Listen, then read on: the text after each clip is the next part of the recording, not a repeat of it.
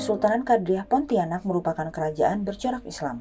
Kesultanan Kadriah didirikan pada 23 Oktober tahun 1771 oleh Syarif Abdurrahman Al-Qadri yang didapuk menjadi sultan pertama. Wilayah Kesultanan Kadriah pada awalnya meliputi kawasan Muara Simpang 3 Sungai Kapuas Kecil dan Sungai Landak yang sebelumnya merupakan wilayah Kesultanan Banten yang diserahkan kepada VOC yang pada saat itu menguasai wilayah Kalimantan Barat. Kesultanan Kadriah Pontianak merupakan kesultanan yang paling muda karena paling akhir berdiri dibandingkan kesultanan lain di tanah air. Salah satu hal yang menarik dari berdirinya kesultanan ini adalah di mana kesultanan ini didirikan oleh campuran etnis Arab, Melayu, Bugis, serta Dayak.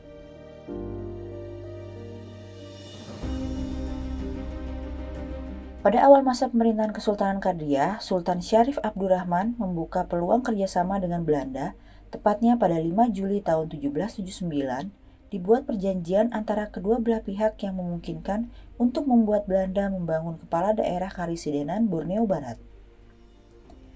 Adapun bagi Kesultanan Kadriah, kerjasama ini membuat mereka membuka koneksi politik ke Eropa sebagai cikal bakal pondasi politik dan ekonomi di masa pemerintahan sultan-sultan yang berikutnya.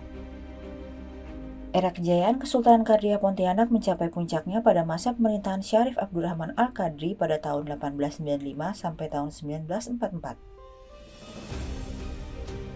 Berbicara tentang Kesultanan Kadriah Pontianak tidak lengkap rasanya tanpa membahas Sultan Syarif Abdul Hamid Al-Qadri atau yang populer dengan nama Sultan Hamid II. Sultan Hamid II ini memiliki jasa besar pada awal pemerintahan Negara Kesatuan Republik Indonesia. Ia adalah orang yang ditunjuk langsung oleh Presiden Soekarno untuk membuat lambang negara, yaitu burung Garuda dengan perisai Pancasila di dada. Ketokohan Sultan Hamid II di kancah perpolitikan nasional pun cukup mentereng.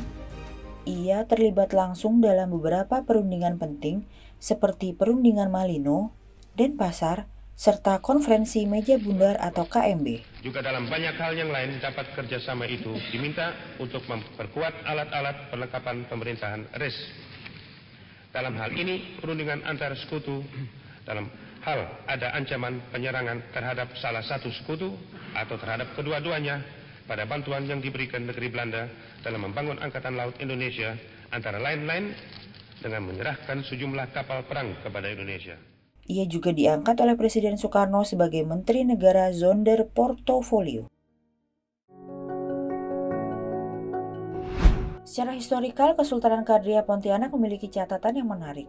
Meskipun Negara Kesatuan Republik Indonesia telah diproklamirkan pada 17 Agustus 1945, namun Kesultanan Kadriah Pontianak belum masuk dalam bagian NKRI.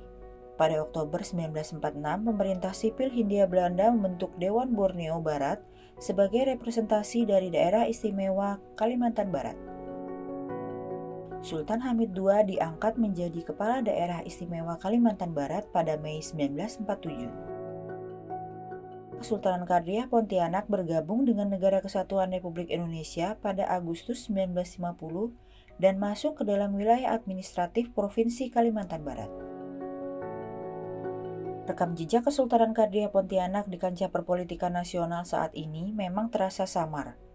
Namun, walaupun tidak secara langsung bersinggungan dengan politik praktis nasional, Kesultanan Pontianak tetap mencoba untuk memberikan kontribusi nyata bagi kemaslahatan bangsa. Salah satu bentuk konkretnya adalah saat Kesultanan Kadriah Pontianak yang tergabung dengan Majelis Adat Kerajaan Nusantara memberikan titah kepada Ketua Dewan Perwakilan Daerah Republik Indonesia A.A. Lanyala Mahmud Mataliti untuk menjadi representasi dari Kesultanan dan Kerajaan Nusantara di level nasional dalam rangka menyelesaikan permasalahan-permasalahan yang terjadi di kerajaan-kerajaan serta kesultanan pada khususnya maupun permasalahan-permasalahan di daerah pada umumnya. Atas berkat rahmat Tuhan Yang Maha Kuasa, kami Raja dan Sultan Nusantara melalui musyawarah media pada Festival Adat Kerajaan Nusantara 1 Keraton Sumedang Barat, Jawa Barat memutuskan deklarasi Sumedang yang berisi 7 titah Raja dan Sultan Nusantara. Hal ini didasari betul oleh Sultan Syarif Muhammad Melvin Al-Qadri karena dia merasa DPD RI merupakan representasi daerah yang berperan penting untuk menyuarakan aspirasi kerajaan dan kesultanan yang tersebar di seluruh wilayah Nusantara. Saya berharap dengan kedatangan Ketua DPD RI ke Kalimantan Barat ini dan berkunjung mengikuti acara di Istana Kadria Kesultanan Pontianak, saya berharap ke depannya Ketua DPD RI bisa untuk menyampaikan peran serta sebagai kerajaan yang ada di Kalbar ini, khususnya di Pontianak, sesuai dengan ada waktu acara di Sumedang, Kerajaan Sumedang itu ada 7 titah yang kita sampaikan oleh yang hadir pada waktu itu 56 kerajaan Nusantara. Mudah-mudahan beliau bisa memperjuangkan apa keinginan daripada titah dari kerajaan Nusantara yang hadir pada waktu acara di Sumedang, Jawa Barat.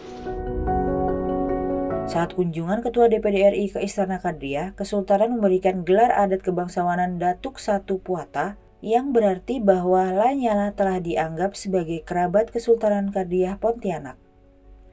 Hal ini tentunya menjadi sesuatu yang amat berarti bagi Lanyala.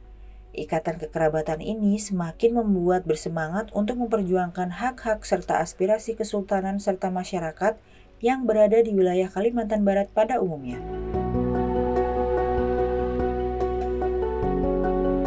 Masyarakat di Kalimantan Barat pun menaruh harapan kepada Lanyala. Mereka ingin Lanyala benar-benar memperhatikan kesultanan agar tetap bisa eksis serta berharap ke depannya Lanyala mampu selalu menjadi solusi bagi setiap permasalahan yang ada di seluruh wilayah Indonesia.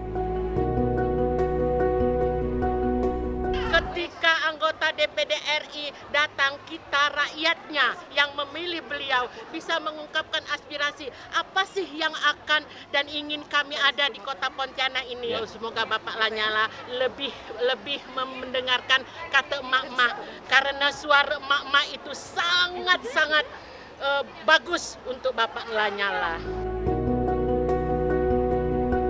Sedikit demi sedikit, kepingan-kepingan masyarakat yang berserak di seluruh Indonesia coba dikumpulkan oleh Lanyala.